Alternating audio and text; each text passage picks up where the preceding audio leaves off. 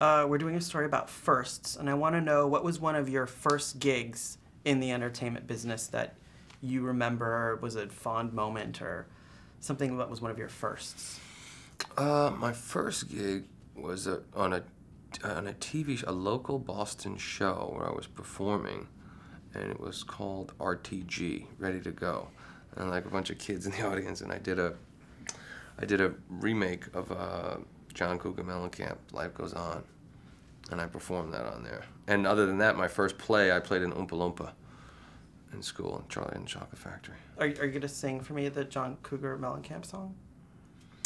I used to date this girl. She brought sunshine into my world. Rock and rolled at the disco with her. Now it's so hard for me to forget her. She was the perfect one. Beautiful, smart. Cupid shot an arrow straight through my heart. All of a sudden, she up and left, and at first, I worried myself to death, wondering why she left me high and dry, sitting in my room, wiping tears from my eyes. But now I'm cool. All the pain is gone, 'cause, yo, life goes on. Shit. Old school, baby. That's old school. Thank you. That's 88. Thank you. That's 88. 65, continue 030, we're still a go. Hey, LT. Yeah. Is that redheaded bridesmaid? Melissa? Cute one from the Coldplay concert. That's Melissa. Is she coming? She's a bridesmaid. Yeah. Is she coming? She's a bridesmaid. Yes. What, did she ask about me? So I guess my first question for you is having just come in from talking to Marcus, it makes me feel like I really don't need to complain about anything in my life or try not to take things for granted. So for you personally, did you have that same kind of feeling when you first heard this story? Absolutely. When I was first told the idea, I wasn't told the story. So me as an actor, I'm like, oh, this is really cool. I get to play this part of this guy who goes through all this. And then when I read it, I was like, oh my God, this is so much bigger than anything I've ever been a part of.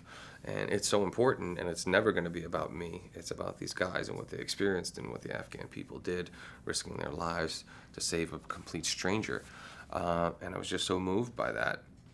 But yeah, everybody who's encountered Marcus in the story kind of feels the same way. How did this film specifically resonate with you personally? Because you've worked on blockbusters, you've worked on smaller things, bigger things, but you personally, what did you take away from it in relation to your own life? That I need to have more appreciation for what they do, that I need to be a better man myself, that we all kind of take things for granted. We live in an amazing world where, we have access to so many things that so many people others don't. But you have a tendency to take that for granted every once in a while. Do you think, Americans take the troops for granted? Is it over-politicized in a way, maybe sometimes? I think they can be. I think, you see little blurbs on a ticker somewhere that something happened bad in Afghanistan and, 10 Marines died or this or that. And I don't think take enough time to appreciate what they do for us. And certainly when they came home, guys are having a hard time getting a job.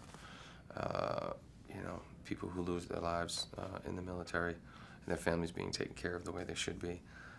Those are very serious problems that we need to address and fix. What's, when you were kind of doing research about the SEALs, what's one maybe fact or something that you found really, really interesting or didn't know or were like holy shit, like wow, something about the SEALs? Pretty much everything about them. The mental toughness that it takes to be a SEAL. People always ask me because I'm athletic and, do you think you could do it? I don't think I could. I don't know, but I wouldn't just sit there and say, of course I could, because I played football and I played hockey. That doesn't give you the makeup of a SEAL. These are very special and unique individuals, and proud that I got to know them, proud that I was able to do a good job that they approved of, and be welcomed in by the SEAL community and the military community. But I think they knew my intention straight away, that we wanted to pay tribute to them and everybody else that goes up and signs up to defend our nation. Bad guy. Senior Taliban commander was a Tier 1 target. Shaw killed 20 Marines last week. We let him go. 40 more will die next week. Going in with Dietz, Axelson, myself, Marcus.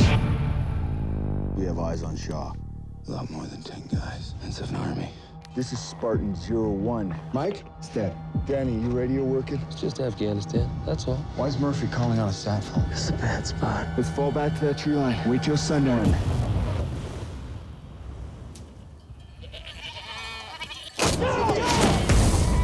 This op is compromised. We got two options. One, we let him go. And the second that they run down there, we got Taliban on our backs. Two, we terminate the compromise. Not killing kids. We do what we have to do. They are unarmed. I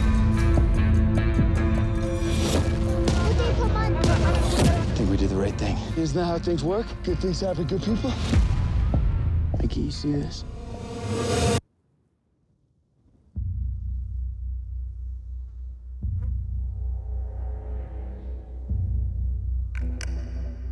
I'm about ready to punch that time card. Do it. Go! We can take him, but we're gonna need a new spot! Fall him back! You mean fall off? We're moving!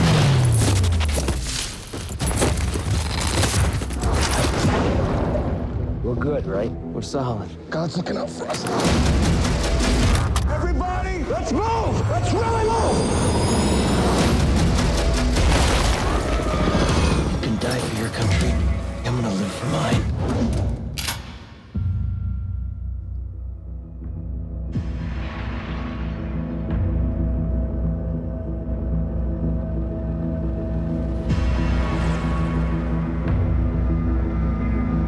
I don't go home, you don't go home. Shot me. We're all shot, bro. Can you fight? I can fight. I can fight.